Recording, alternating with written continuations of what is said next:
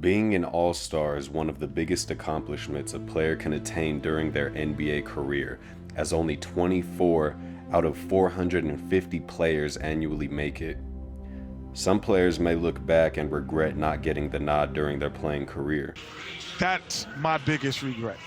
I'm like, man, I never made an all-star game.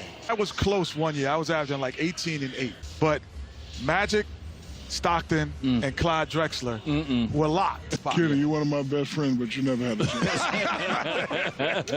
Never, ever. In this video, we'll be looking at a few players that put up big-time numbers during their career, but for different reasons were not able to crack the all-star lineup. Never, ever, ever, ever. They only Never, took 4 ever. guards then. It was only 4 guards. So I was Come on, like, Kitty.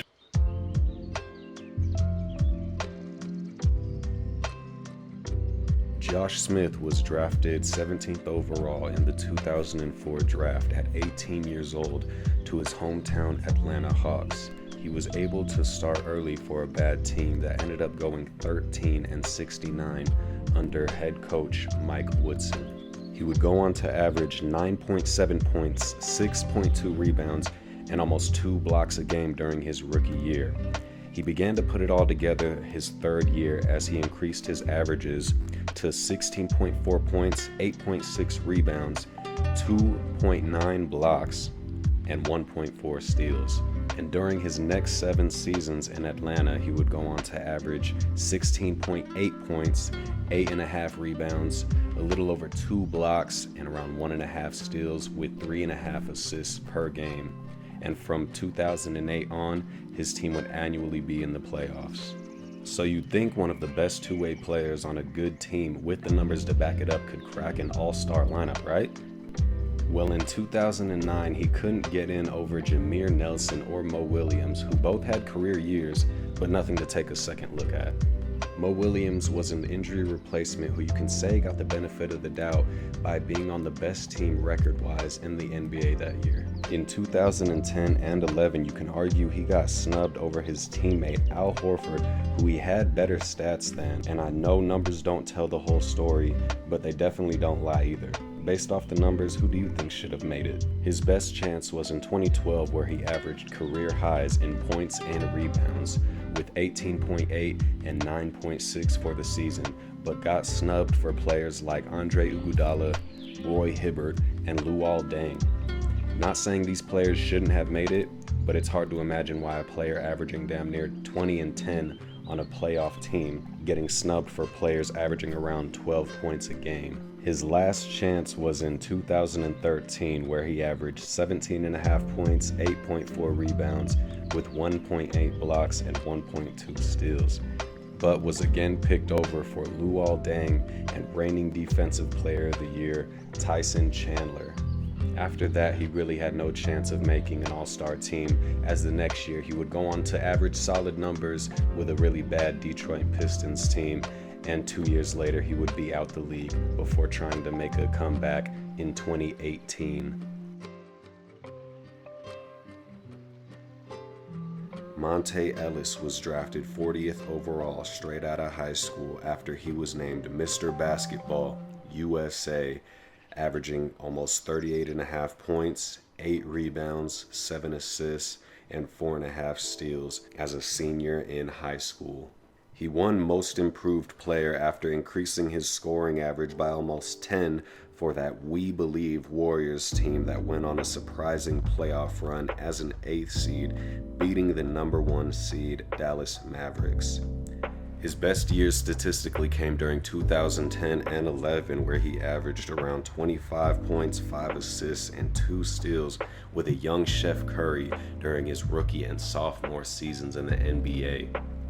During All-Star break, he would be snubbed for an old Jason Kidd and Chauncey Billups in 2010, and then again the following year by Manu Ginobili in 2011, and that would be each of these players' final All-Star appearance in the NBA.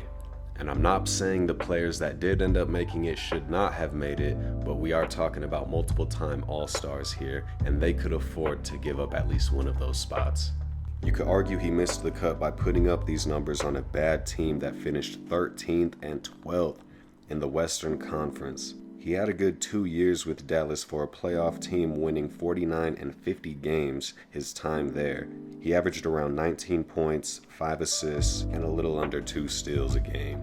In 2014, he ended up being snubbed by the French connection Tony Parker, who for the season was averaging 16.7 points, 5.7 assists, and half a steal per game. The following year in 2015, you could argue the only player he was snubbed by was fellow teammate and post-fadeaway legend Dirk Nowitzki, who was only averaging a little over 17 points a game, a little under 6 rebounds a game, and half a steal per game. That would be Monte Ellis's final shot to make an All-Star team, as he would go on to finish his career in Indiana for his final 2 seasons in the NBA.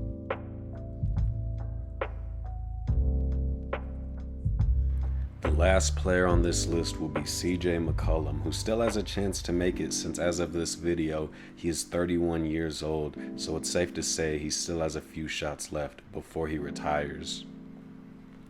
Drafted 10th overall in the 2013 draft, CJ would also go on to win Most Improved Player in 2016 after taking the starting shooting guard spot from Wesley Matthews, who left via free agency.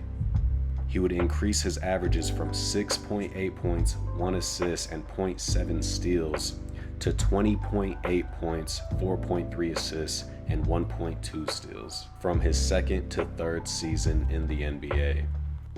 And from 2016 to 2013, he would average 22 points, 4.3 assists, and 4 rebounds a game. It's hard to pick a year in which he got snubbed, because even though he was putting up all-star numbers, he would need to get the nod over players like Steph Curry, Chris Paul, James Harden, Russell Westbrook, and a healthy prime Klay Thompson. Not to mention his teammate, who's a member of the NBA's 75th anniversary team, Damian Lillard, aka Dame Dollar. Now, even though his numbers are a lot better than some players that have made an all-star team, you can argue CJ was just in the wrong conference at the wrong time. It's crazy to look back at these players who were great in their prime but unable to get an all-star selection for a combination of reasons. Being they may have been putting up big numbers on a bad team, was playing in an era with all-time greats at the same position, or they were just simply in the wrong conference. Given proper circumstances, these players had the ability to become multiple-time All-Stars. I know there's plenty more players I could add to the list. Put in the comments who you think should be on the list. Subscribe and share if you enjoyed, and until next time, peace.